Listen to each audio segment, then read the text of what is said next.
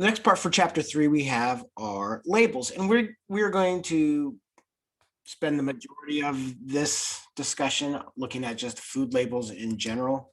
We'll mention a dietary supplement label, but we're not going to get into that. There's a little bit more minutia that can go into a dietary supplement. Labeling of organic and non-organic substances and what it truly means to be labeled organic. Holy smokes, there are so many shades of gray when it comes to that. I just have a couple examples of some labeling that can occur with organic stuff. But there's a lot more that goes to that. If you're curious, you can look it up online. But we're going to be looking at just a typical food label itself, being able to describe some of these parts and pieces of a food label. That's in the past have potentially made good short answer questions. We'll see if it makes the cut this year as well.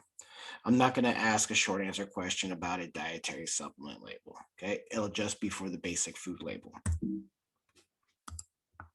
All right.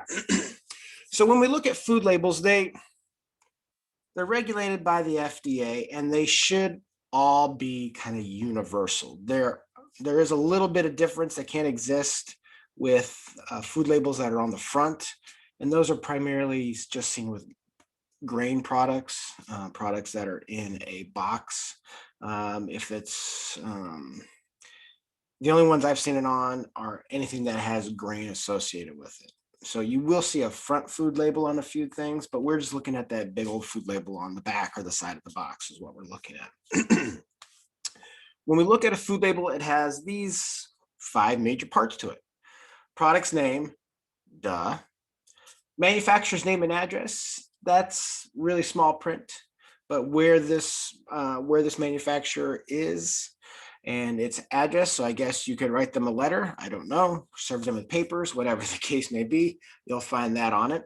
The amount of product in a package. Not only will we have serving size, which we'll talk about because it's one of the items down here that we'll kind of talk about, but just the sheer amount that is within it, whether that's a fluid or whether that's an actual food.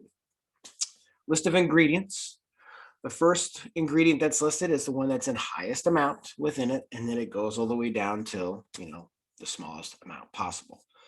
And then the number of items. And we are going to spend, the bulk of the time looking at this. I'll show you what the manufacturer's name and address looks like, but you're all big boys and girls, so I imagine you can figure that one out. But percent daily values, serving size, the number of servings, total calories, what's been added to it or what's been taken away from it, all of that stuff are some of the specific items that we're going to be really looking at and discussing here.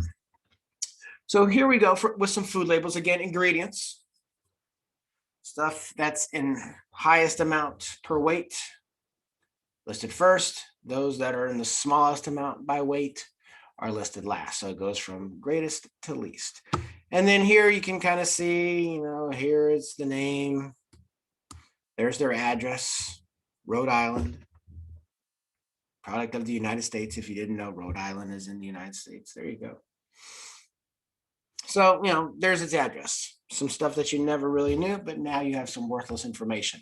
So let's look at some of these items here, because it's these items that make the food label mean something. The first thing we have here are what are called daily values or percent daily values. Percent daily values are there for one reason and one reason only, and that is to simplify, simplify, simplify, simplify. That is the only reason for a percent daily value. Right? It takes your nutritional intake standards, your RDAs, your AIs, all that nonsense, and it puts it in a way, instead of you doing the math, it puts it in a percentage that makes it easy for you to be like, okay, I can look at this, food, let's just say it's peanut butter or something. It has 25% of my daily value. That means it has 20% of my RDA intake for that specific nutrient. Okay. There is one caveat though. Those percent daily values are based on a typical calorie diet which is 2,000. How much do you consume in a day? If you consume 2,000, those percent daily values really mean something. If you don't consume 2,000 calories in a day, and let's say you consume 1,000 calories, well, those percent daily values just got a hell of a lot bigger. If you consume 4,000, those percent daily values got a heck of a lot smaller. So this is the one big caveat, that it's based on 2,000 calories per day for your diet. Okay, so if that's you, percent daily values that are listed on there, fantastic. There are some changes to the food label, and they went into effect 2020. They used to have on a food label a daily value percentage for 2,000, and they also had it for 1,500 and 2,500. So it went a little bit above and a little bit below. But now they don't have that. All they have is based on the 2,000 calorie per day diet. Unless you know that, though, those percent daily values don't really mean anything. They are not there for everything. Okay. They're there for your macros, okay, carbs, fats, protein. They're established for fiber and a good number of vitamins and minerals, not every single one of them. All right.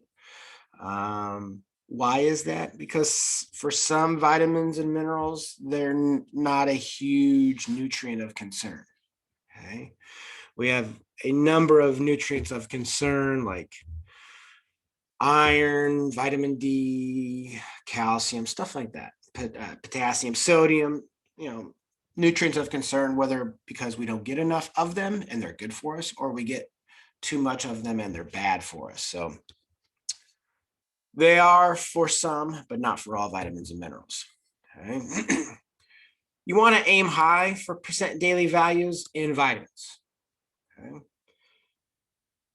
The more, especially water-soluble vitamins that you consume, that's fantastic. They usually don't have toxicity issues associated with them. They're water-soluble, so you usually just urinate out all the extras. You want to aim high for minerals. Why would we want to aim high for minerals? Because most people don't consume real food daily, which is kind of sad. And that's where you find a lot of your minerals, stuff grown from the ground. And you want to aim high for fiber. Fiber is a nutrient of concern just because we don't get enough of it generally here in the United States. Okay. You want to aim low for the bad stuff. Saturated fat. That is bad. A little bit, perfectly fine. A lot of it, bad. Trans fats, bad. And we'll break down all the fats when we start looking in the next unit. Okay. Cholesterol, a little bit of cholesterol, fantastic. A whole lot of cholesterol, really, really, really, really bad. Sodium and added sugar. If it's natural sugar, fructose, something that's naturally in some of the ingredients, perfectly fine. Okay. It's the added sugars that add up the calories and get you in the end. All right. So we want to aim low in these things. And these things that are low are stuff that we generally consume a whole hell of a lot of. Even though we should aim for low, these are the things that people like to eat.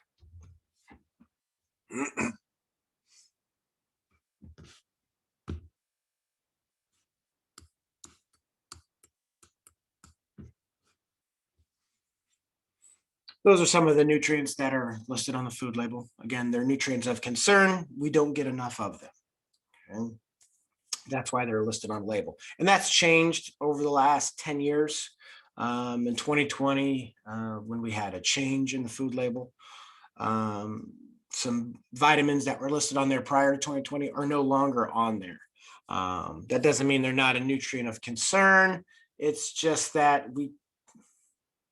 they're still important. One of them is associated with, eye development, brain health. Still important.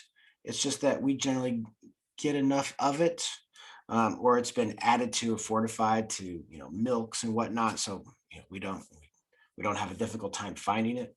But these things here that I've underlined, we typically do. especially for girls with iron. Um, Girls, young women tend to not get enough iron, especially when they start, when they hit puberty and start menstruating, they have a greater need for iron there, obviously. And so that is something that is generally lacking in a lot of girls' diets. All the others, vitamin D, calcium are associated with bone health. Potassium works with sodium, kind of works with water balance within the body, which is going to help with blood pressure. We'll talk about all those in the third unit. But there are some wonderful, fantastic things that give us a little bit more indication. Serving size, number of servings, total amount of energy, calories. Whenever we see energy, think calories. Okay. These are all things right here that take up the bulk majority of this nutrition label. And here you can see this is a picture from your textbook, and it's pretty similar. I used to have one from the FDA, and it's pretty dang similar to this one. So I think this is where they got it. But here's what a typical kind of fact sheet nutrition panel looks like here. There you can kind of see it's got the number of servings per container, right? Remember that was one of the monikers that it had to have, the amount that's in there. There we go. What a serving size actually is, okay? And it highlighted over here, and it gives you the actual unit of measurement as well. It's in grams. Okay. Amount per serving. Here's how much energy. This is the amount of calories that there is per serving. Serving size, 3 flatbreads. Fantastic. Here's your percent daily values. Okay. And again, it's starred. And here it is right there. It's telling you it's based on that 2,000 calorie a day diet. Okay. So these are all, relatively low. You can see nutrients of concern here. And really the only thing that's in there is iron. Okay. Excuse me. And then there's some of the things that we are going to be talking about here. Some macros, fat, carbs, proteins, dietary fiber, added sugars. Total sugar is 1 gram, 0 added. Okay. And it kind of breaks down some total fat, saturated and trans, the stuff that's bad for you.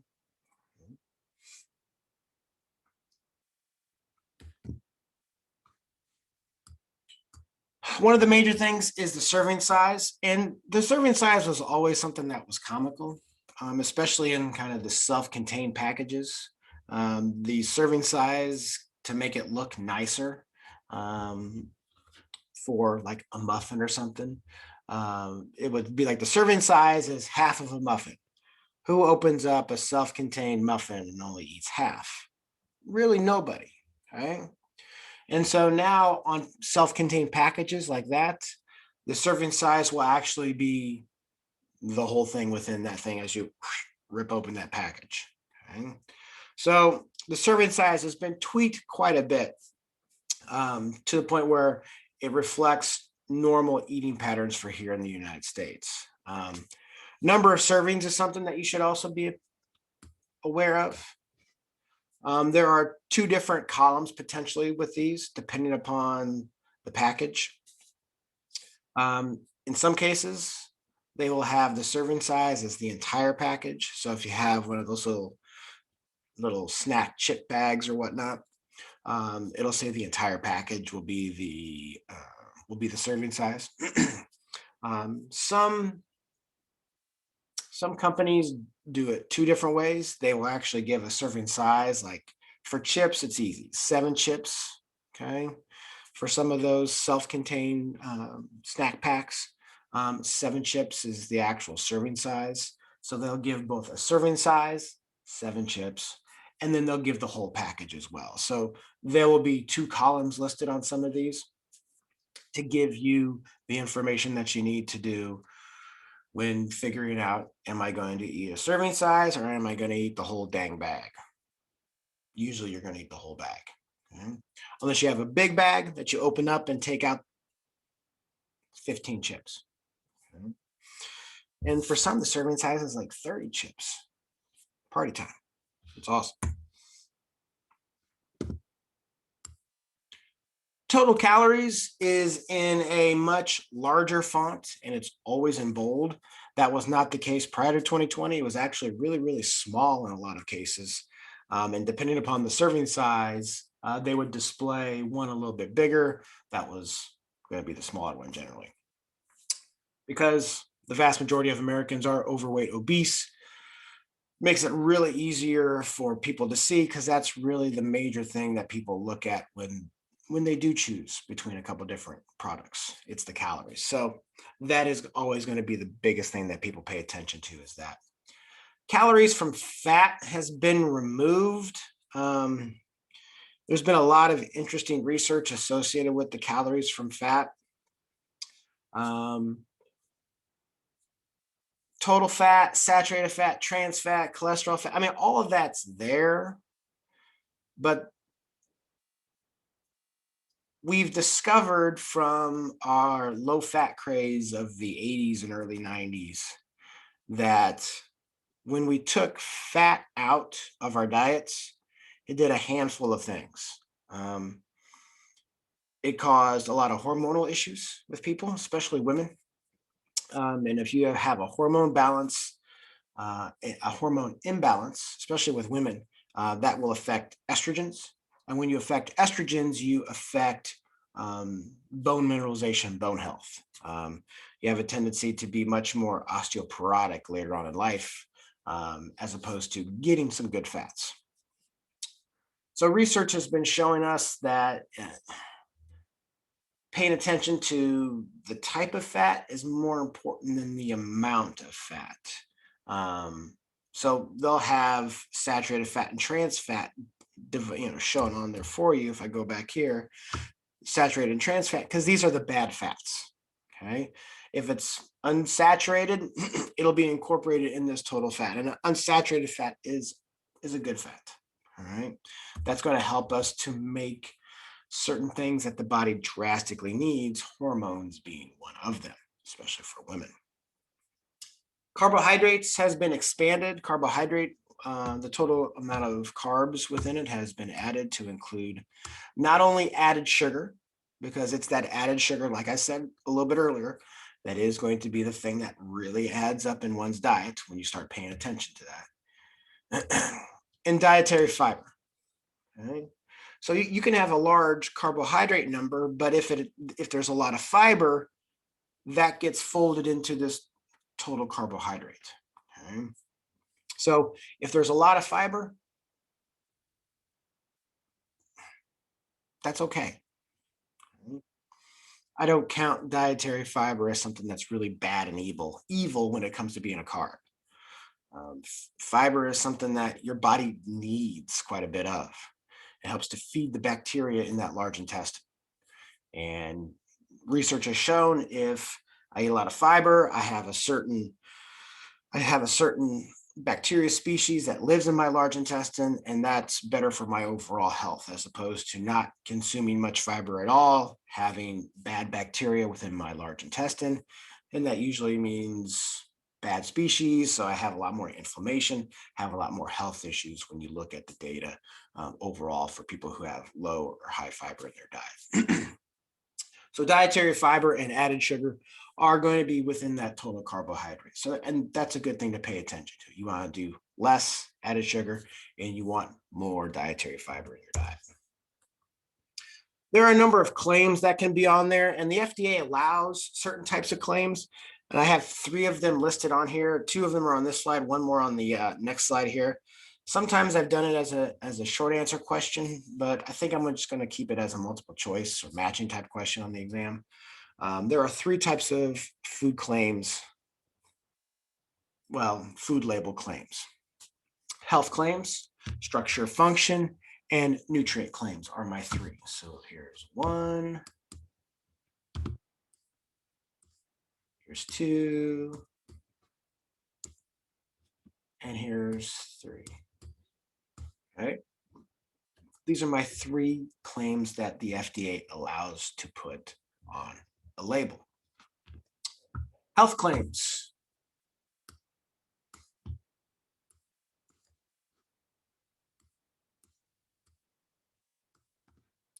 Health claims are those that show a food or a food component, which is kind of funny, but a food or something within that food may reduce your incidence of disease or reduce your incidence of a health related condition.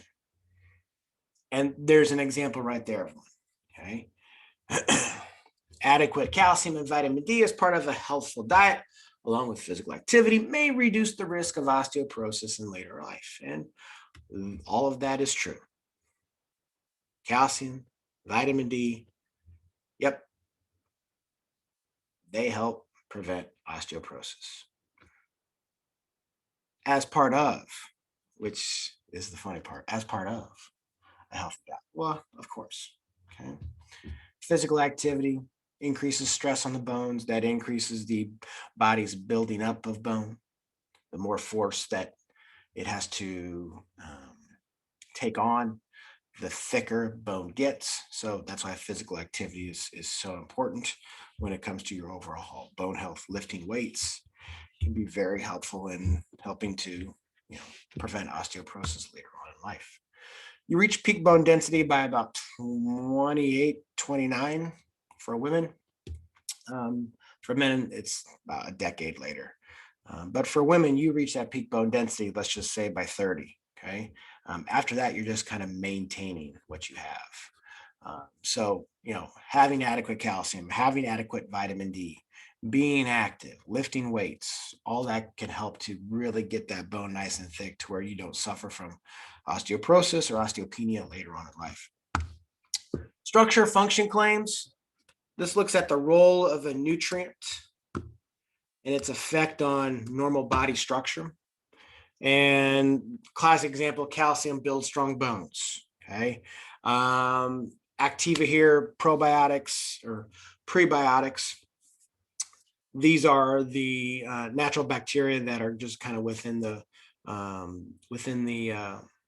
food there that helps lend to body function. So the prebiotic components of yogurt help to feed the bacteria that live in your large intestine and help to give you better overall digestive system health.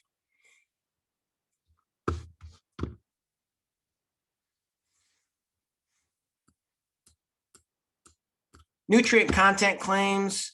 These are the claims that just say, sugar-free, low cholesterol, low calorie, fat-free, low fat. There are, if you want to, I didn't put a link on there, at least I don't believe I have a link anywhere embedded in there, but just because it's low cholesterol doesn't mean it's cholesterol free. And even cholesterol free doesn't mean there is zero cholesterol in it. There are shades of gray upon shades of gray upon shades of gray. If you've ever worked in a state lab, then you get it. You get the shades of gray. So just because it's low or free doesn't mean it's completely low, or maybe not be low enough for you. And just because it says sugar free doesn't mean there aren't some small sugars that are within it or some sugar alcohols that are within it that are not providing any calories because the body can't absorb them effectively, but they still may be there. So just because it says low or free doesn't mean that there's nothing literally in there. Usually there is to a very, very, very small percentage, but that's the semantics of nutrient claims there. You can't claim, you cannot claim that a food can be used to cure, diagnose. I don't know why that would, but you can't put it on there. Mitigate can be used to treat a disease because there's not enough evidence to say that one specific food can cure you. And if you see those, then you're dealing with something that is not on the up and up and not kosher.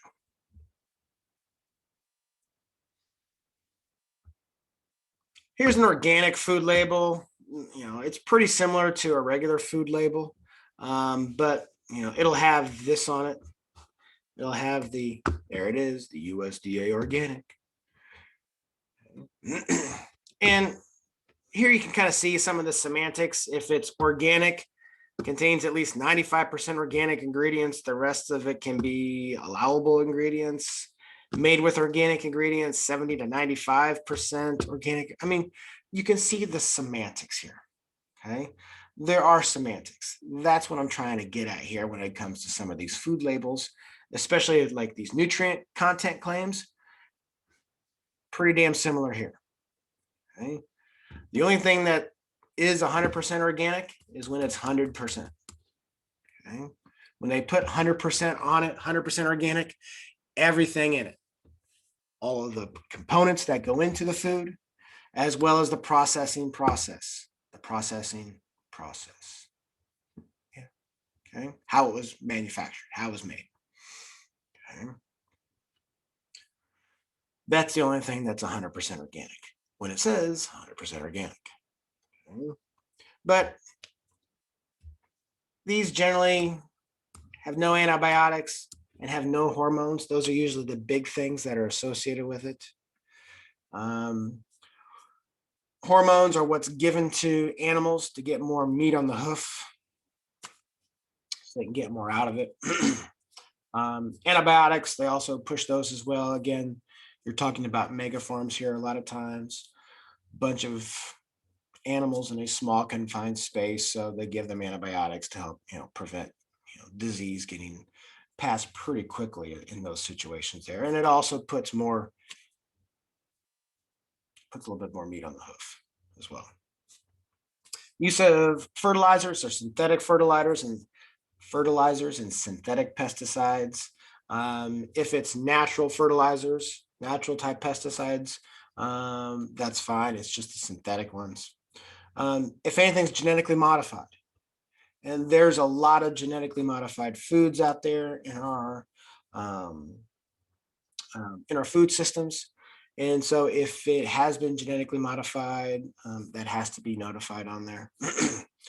You see a lot of that. Just an example of that would be, for potatoes to be grown or corn to be grown in a field, and a lot of them are genetically modified so that we can mass spray fertilizers or pesticides on them to help keep bugs from chewing them all up. And that's where you see the genetic improvements. Sometimes the genetic improvements are there for helping the food to grow in a region where it normally doesn't grow effectively. So that's where you would see the genetic modifications. Ionizing radiation, again, it's just a way to help preserve the food for a little bit longer on the shelf, in the car ride to the store and whatnot. So those are the things that organically grown, just they don't use. All right. There's no research to suggest that an organic food crop is any more nutritious than one that's conventionally grown. There's a lot of anecdotal stuff to suggest it tastes better, you feel better. It's whatever you're comfortable with. Okay. Antibiotics, hormones, using a lot of plastics and whatnot in the storage of the food. There are a lot of things that people kind of look at it and really focus on to try to avoid because of what it does, and it just adds up, in the food chain a little bit. And so people get concerned with that, and that's why they turn to the organically grown foods. Dietary supplement, I mean, the FDA doesn't really require a whole lot of stuff on there. I mean, serving size, if there are calories associated with it, they kind of go along with a traditional food label. But as you can kind of see there, I mean, it's pretty basic. I mean, percent daily values are on there, but if something is as the example here of the supplement, proprietary label, there are no percent daily values for it. They have to have a disclaimer on them.